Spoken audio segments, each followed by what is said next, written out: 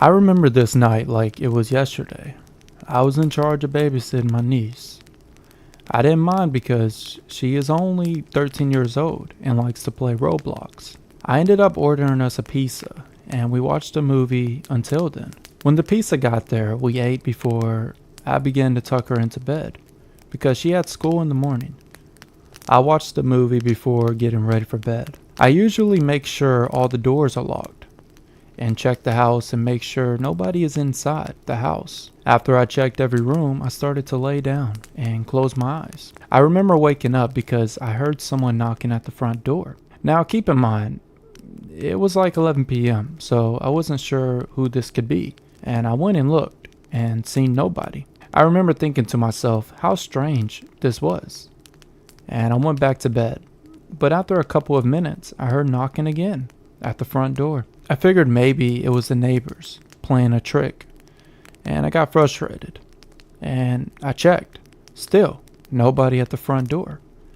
I waited, but nobody came. I then decided to go back to bed. The next morning I woke up and took my niece to school and came back home. Her parents were not home yet. They said they would be home around 4 p.m. It was only 8 a.m., so I made some breakfast and watched TV. I wanted to tell her parents how someone was knocking at the front door last night, but I waited. I thought maybe I was just sleepy and was just hearing things. After all, I did take sleep medicine to help me sleep. After I had some breakfast, I took out the trash, and that's when I saw a note on the side of the house that said, "You should have opened the door." Next to the note was a phone, and a note on the back of the phone that said, "Play me," with a code. I remember how creeped out I was, and I ran back in the house and shut the door and locked the door. And I played the video. In the video, I could see someone was recording this house, and there was a guy who would run up and knock and then hide behind the trash can on the side of the house. They repeated this for multiple times during the night. They then showed them doing this to other houses in the neighborhood. And one of the older ladies came outside, and the man recorded the other man beating this old lady and then running the house with a gun and robbing these people before turning the phone off. I remember how scared I was. I called my niece's parents and they picked up, and I told them everything. They told me how I should call the police and tell them everything I just told them. I called the police and the police arrived. I showed them the phone recording and told them how last night I kept hearing someone knocking at the front door. And when I would check, there would be nobody there. The police went to the older lady's house in the video and searched the house. They found an older woman in her room tied up to a chair, beaten pretty badly. She explained to the police these two men took her younger daughter, and she doesn't know where they have gone. The police told the women to remain calm and they would find her daughter. The police started to put out a missing posters for the girl, and an undercover detective was in charge who would watch the neighborhood to see if he's seen these two people again. After 48 hours, we did not find the missing girl. But that night, while everyone was asleep, I heard someone talking outside of the window. I looked and I could see it was those two guys. I instantly called the police, and they told the detective. He ended up following them and catching the two men after they came up to the house. I was babysitting that. The police told the two men to put their hands up and how they are under arrest now. They had another person with them because a white van came speeding down the street, and the police was on a chase now. After 20 minutes chasing down this van, they arrested the men inside and rescued the woman. She was inside the van tied up, and the men had a computer that was trying to brainwash them and make her not remember anything. You could see on the computer and the answers she would give on the recording. I remember the police officer watching this recording, and they were even questioning what was these three men motives. Was it to brainwash kids and make them turn into criminals? Or what were they doing? A few days later, a kid was reported for shooting a dog and killing it. The police identified this kid as one of the victims that these three men had kidnapped They brainwashed him and made him start committing evil acts. The kid confessed and told the officers how basically when he was kidnapped by these three men, they made him watch this video that would make you cry and scare you. And after, they would give you a test. Everything you did believe, it was fake, no matter what. They wanted you to be a blank slate, in other words. The kids talked about how they have a boss, and it's a cycle that makes good people commit evil acts. I remember the police were confused and thought maybe this kid was using excuses, but he was telling the truth. A few years later, the man who was in charge of this entire operation was caught and had turned over 200 kids evil. His reason for this was he did not believe in what we all believe. Instead, he wanted to show us humans that human nature does not change. We are all evil, and the only reason we do not hurt people is because laws and consequence. If you hurt someone, you will get punished. And that is why we act like we are so much of noble, good people. But in reality, we are evil people, and we could benefit from his experiment. As crazy as this sounds, the guy was wrong in the things he did, but he was not a dumb guy. He went to Harvard and graduated with a PhD in psychology. He just went insane after leaving his office for a few years. I now have a family of my own, and I still get nightmares of this because at any moment, someone could try and recreate this. And that is scary. If you ever hear someone knocking at your door and you go and check and see nobody, I would make sure all doors are locked because you never know what is outside of your house. It could be a monster or it could be a ghost. Working in the hospital is fun for the most part. I am a doctor, so I get a lot of privileges, like special keys, key cards for special rooms, and my own office. I have been a doctor for over 10 years now, and I have had many creepy stories, but this one takes the cake. It was a Wednesday evening. I had a few patients who needed surgery. I did the surgery and began to take my lunch. I remember taking a bite of my sandwich when I looked outside and I could see a guy and a woman walking in. Nothing out of the ordinary, but for some odd reason, I just kept watching these two people. I wasn't sure what it was at the time, but now looking back at it, I really wish I could have seen this horror sooner than I did. This man who came in with that woman was a wanted criminal, and nobody knew this. The woman signed in and said she had a stomach ache. Nothing serious at all. You could just take some medicine for this small problem. They waited before going back and get her stomach problem fixed. The guy came with her. I was in the back where only the doctors were allowed to be. I remember sitting in my office doing some research, and I looked up the woman's name and saw she did not have a husband. He claimed to be her husband, but he was not in the system. The front desk asked the guy for his name, and he gave it, but this guy did not exist. Strange, I thought. I had one of my workers go and try and get more information about these two people. The men kept lying about his name, and the women kept saying that they just got married, and all of these stories were different from the previous one. Still, no crime committed. So we did not address this situation anymore. I kept an eye on both of them. After an hour, another person came in asking to see the patient. Who was the woman? The guy came in, and this was her actual husband. The other guy was her ex-boyfriend, who had been locked up for murder, so ex-criminal. These two men argued for a while. The security guard kicked them out, and they argued in the parking lot. Just the usual, why is she sleeping with you and cheating on me? The ex then pulls out a knife and stabs the husband in the stomach before dragging the body in the bushes and coming back into the hospital. I remember telling the security to call the police and to not let this man leave. He was in the hospital room with the woman acting like everything was under control. The police had not arrived yet, and they said they would be there in a little bit because they were dealing with something else. My security guards were in charge of making sure this man did not leave. and they waited outside of the patient's room door. I'm sure the guy knew something because he could not leave, but he also did not try. He just sat there and talked to the woman the entire time. She never asked about her husband or anything. She just figured he left and did not care from the beginning. How naive, I thought. Her husband is dead and she is just talking to her ex. But this was not my fight, so I did not let bias get in the way. I waited for the police to arrive, and after an hour, they finally did. I told the police the patient's room number. The police then arrested the man. But right before the police started to put the man in handcuffs, an explosion from outside happened. The man then sliced the police officer's neck open, running and then getting tased by the other police officer. The car explosion was on the husband's car, and the police officer who got stabbed in the neck ended up dying. The guy was arrested and charged with murder.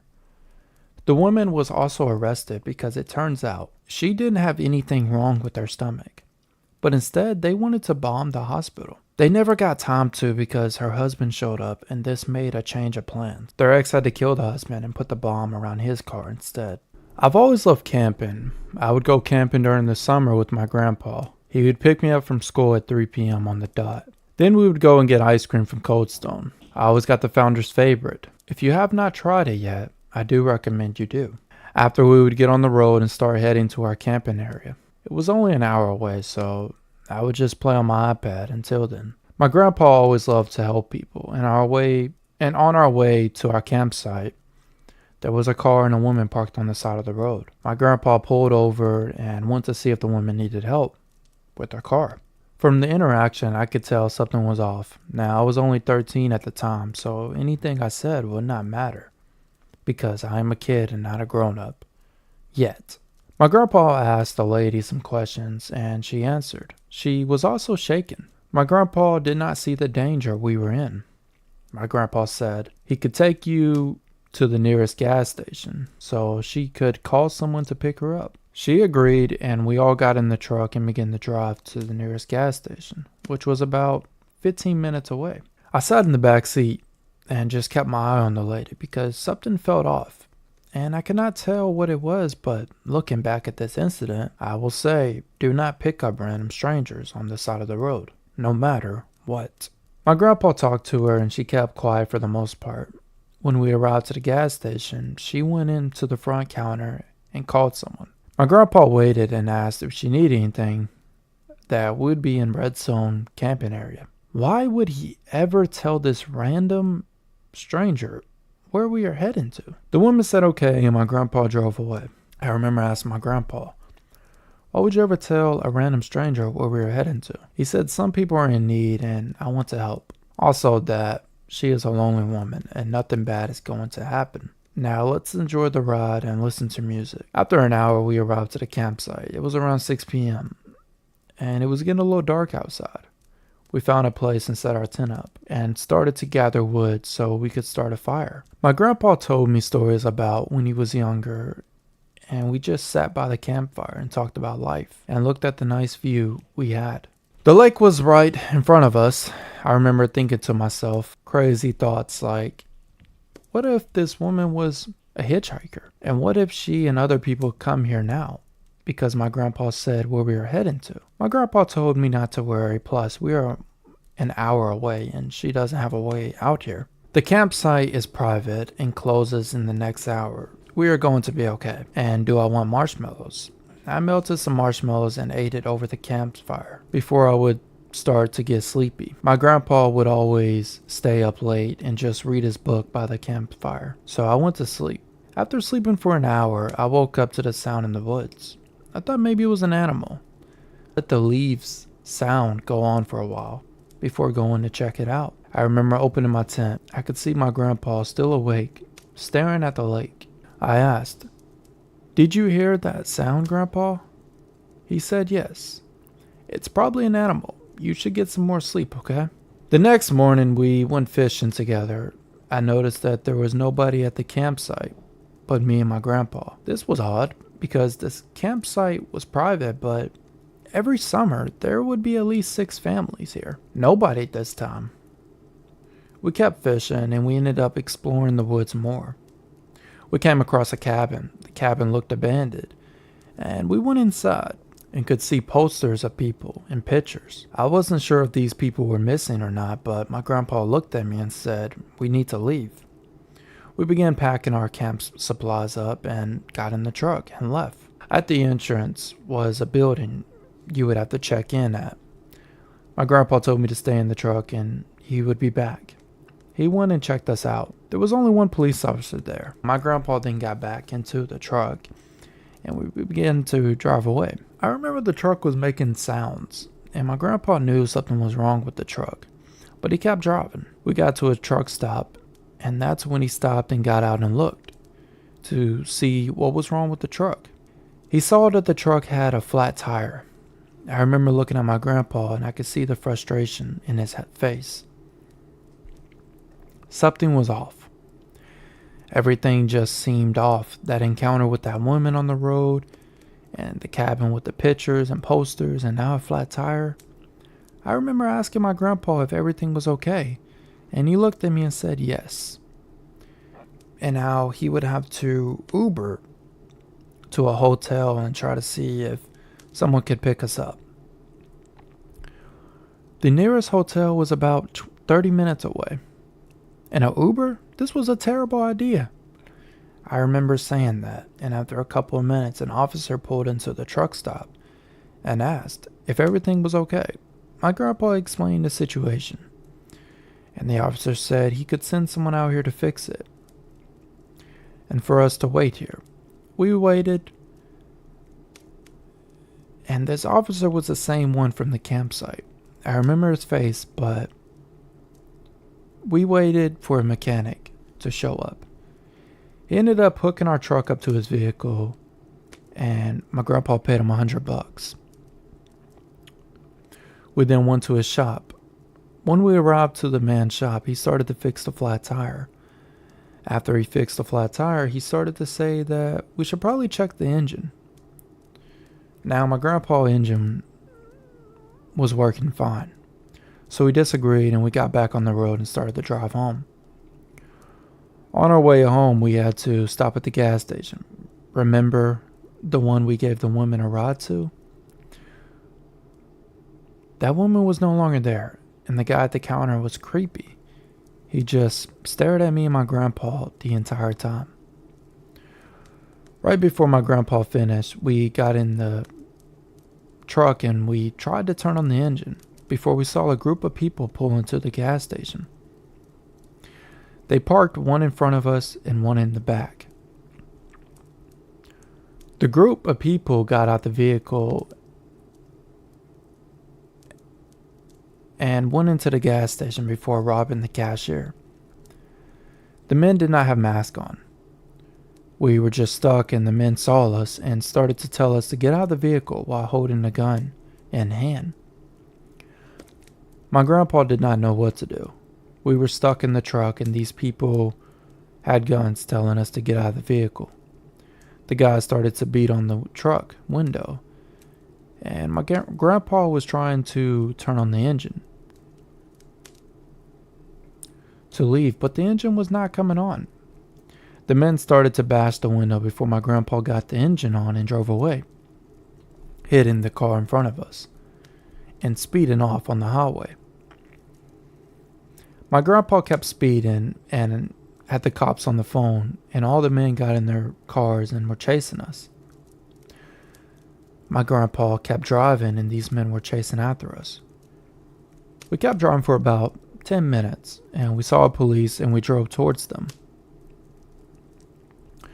The men behind us all tried to turn around, but it was too late. We were now safe and we told the police everything. And those men were all caught and are now in jail or prison now. I told my mom about what happened and she has not let me go camping ever since. I still see my grandpa though. I am just happy nothing bad happened to us. Also, those missing pictures were victim. I ended up figuring that out when I was doing some research in myself.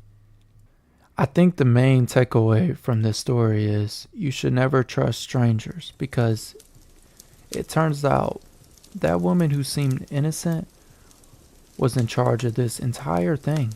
She knew we would come back to that gas station. And that's why those people showed up when they did, because the cashier told them. And the men did not follow orders. They hurt the cashier and robbed the place instead of doing what she wanted, which was to hurt us.